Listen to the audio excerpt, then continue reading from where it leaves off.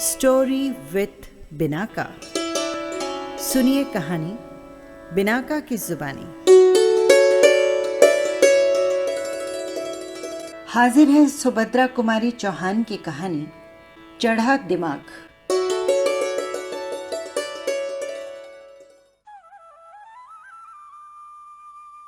शीला स्वभावतः कवि थी और वो कभी कभी कहानियां भी लिखा करती थी।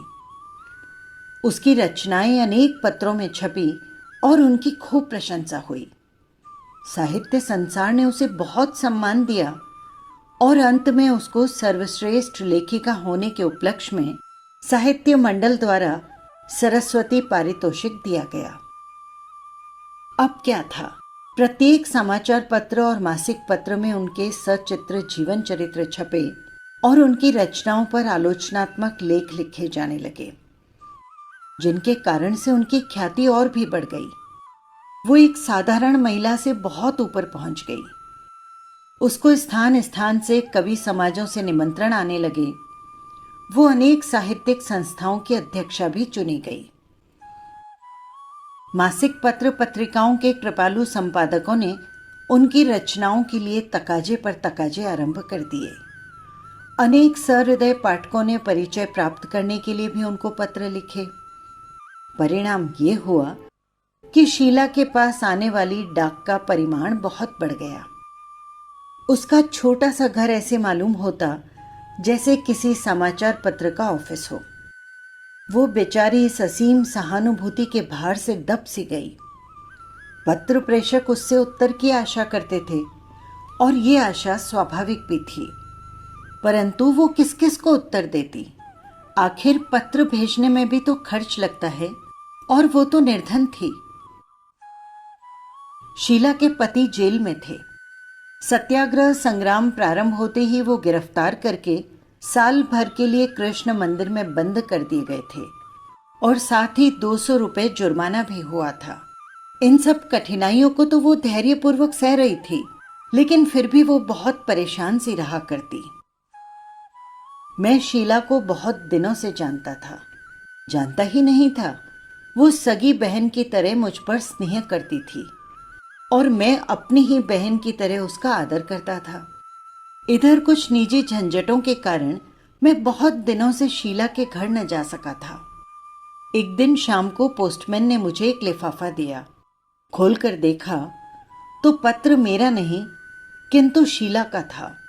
कल्पलता मासिक पत्रिका के संपादक महोदय ने बड़े आग्रह के साथ शीला को कोई रचना भेजने के लिए लिखा था। वो पत्रिका का कोई विशेषांक निकाल रहे थे। पत्र समाप्त करते करते उन्होंने ये भी लिखा था कि उसकी रचना के बिना उनका विशेषांक अधूरा ही रह जाएगा। उस जैसी विदुषियों के सहयोग से ही वो कल्पलता के विशेषांक को सफल बना सकेंगे। पत्र को उलट पुलट कर देखा तो मालूम हुआ कि संपादक महोदय ने भूल से लिफाफे पर मेरा पता लिख दिया था, क्योंकि मैं भी कभी कभी कल्पलता में अपनी तुकबंदियां भेज दिया करता था। जैसा कि मैंने पहले ही कहा था कि मैं बहुत दिनों से शीला के घर न जा सका था और अब अकस्मात ही ये पत्र उसे देने का प्रसंग आ गया। इसीलिए दूसरे दिन ही प्रातःकाल में उसके घर पहुंच गया। शीला का घर छोटा सा था और गृहस्थी भी थोड़ी सी। घर में कोई पुरुष था नहीं। उसकी बूढ़ी सास थी और एक नन्हा सा बच्चा था। ये शीला की ही संरक्षता पर निर्भर थे। अपने पति की अनुपस्थिति में भी वो गृहस्थी को सुचारू रूप से चलाई जा रही थी। उसके इस असीम धैर्य और साहस की मैंने मन ही मन प्रशंसा की। जब मैं वहां पहुंचा तो वो आंगन में बैठी कुछ लिख रही थी। मैंने देखा उसका छोटा सा बच्चा दौड़ता हुआ आया और किलकारी मारकर पीछे से उसकी पीठ पर चढ़ गया। साथ ही उसके लिखने में लग गया फुल स्टॉप। मैंने पूछा, क्या लिख रही हो? कल्पलता के लिए कहानी लिख रही थी। वो मुस्कुराकर बोली, पर ये लिखने दे तब ना। उसने अपने वाक्य को पूरा किया। मैंने पूछा, कितनी बाकी है?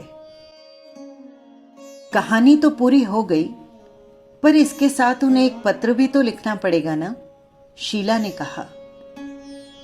मैंने उस कहानी को लेने के लिए हाथ बढ़ाया, पर वो मुझे बीच में ही रोककर मुस्कुराती हुई बोली, लो, पहले इसे पढ़ लो, फिर कहानी पढ़ना। कहते हुए उसने एक लिफाफा मेरी ओर बढ़ा दिया। लिफाफे पर पता शीला का और पत्र मेरा था।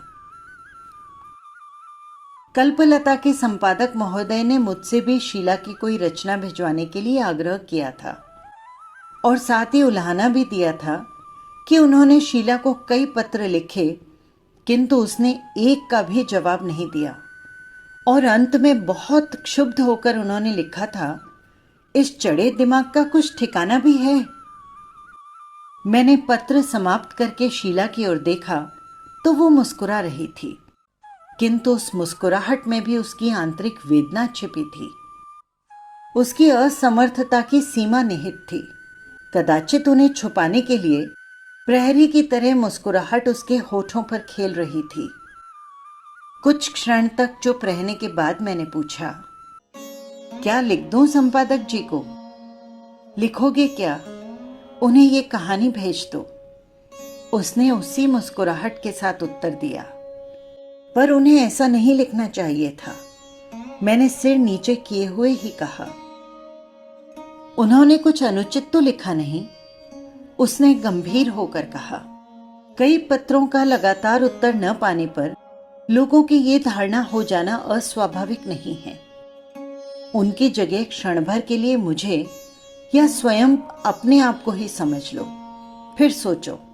लगातार 3-4 चिट्ठियां भेजने पर भी कोई तुम्हें उत्तर न दे तो फिर उसके बारे में क्या सोचोगे? यही ना कि बड़ा घमंडी है, चिट्ठियों का उत्तर नहीं देता। मैं निरुत्तर हो गया। दोनों चिट्ठियां मेरे हाथ में थी, दोनों की तारीख एक थी। मैं समझ गया कि जल्दी जल्दी में संपादक महोदय ने मेरा पत्र शीला के लिफाफे में और उसका मेरे लिफाफे में रख दिया होगा। मुझे कुछ हंसी आ गई। मैंने शीला का पत्र उसकी ओर बढ़ाते हुए कहा, लो, ये तुम्हारा पत्र है। मेरे पास उसी तरह चला आया जिस तरह मेरा पत्र तुम्हारे पास आ गया था। वो पत्र पढ़ने लगी और मैंने उसकी कहानी उठा ली। इसी समय बाहर कुछ कोलाहल सुनाई पड़ा। मैंने बाहर जाकर देखा, तहसील के 2 चपरासी ऊंचे ऊंचे लठ लिए खड़े थे। पूछने पर मालूम हुआ कि शीला के पति पर जो 200 रुपए का जुर्माना था उसे वसूल करने के लिए कुड़की आई है। मैंने उन्हें समझा बुझाकर बिना घर कुर किए ही वापस भेजने का प्रयत्न किया, पर वे भला क्यों मानने लगे? कदाचित नकद नारायण से उनकी पूजा होती तो देवता कुछ ठंडे पड़ जाते, पर वहां न तो शीला के पास ही कुछ था और न मेरे। आखिर कुर्की शुरू हुई। वे लोग घर के अंदर से सामान ला ला कर बाहर रखने लगे। बक्स, मेज, कुर्सियां, अलमारी, तस्वीरें, बर्तन इत्यादि। तात्पर्य ये कि जो कुछ भी सामान था एक एक करके सब बाहर आ गया और सब चीज़ों की एक दुकान से लग गई। शीला शांतिपूर्वक सब कुछ देख रही थी, किंतु उस शांति के नीचे प्रचंड विषाद छिपा था। मुझसे उसके चेहरे की ओर नहीं देखा जाता था। मैं अपने भाईपन को मन ही मन धिक्कार रहा था। मेरे सामने ही मेरी बहन की लुटिया, थाली सब नीलाम होने जा रही थी, किंतु मैं कुछ न कर सका। खैर, उन सब वस्तुओं की एक सूची तैयार करके चपरासी सामान ठेले पर लाद कर ले जाने लगे। सामान में बच्चे की ट्राइसाइकिल भी थी। शीला का बच्चा प्रजेश अमाली ताइकल कह के मचल पड़ा। शीला कुछ न कह सकी। बच्चे को जबरन गोद में उठा वो दूसरी ओर चली गई। सामान चला गया। मैंने अंदर जाकर देखा, वो बैठी बच्चे को कुछ खिला रही थी। उसने मेरी ओर देखा, उसकी आंखें सजल थी। मैंने सांत्वना के स्वर में कहा, बहन, देशभक्तों की यही तो अग्नि परीक्षा है। थोड़ी देर बाद उसकी कहानी लेकर मैं घर लौटा। घर आकर मैंने कहानी पढ़ी और उसी प्रकार कल्पलता के संपादक के पास भेज दी। कहानी का शीर्षक था चढ़ा दिमाग।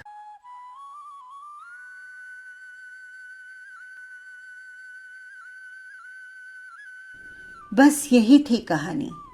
आपको कैसी लगी कमेंट बॉक्स में ज़रूर लिखिएगा। फिर मिलेंगे किसी नई कहानी के साथ। नमस्कार।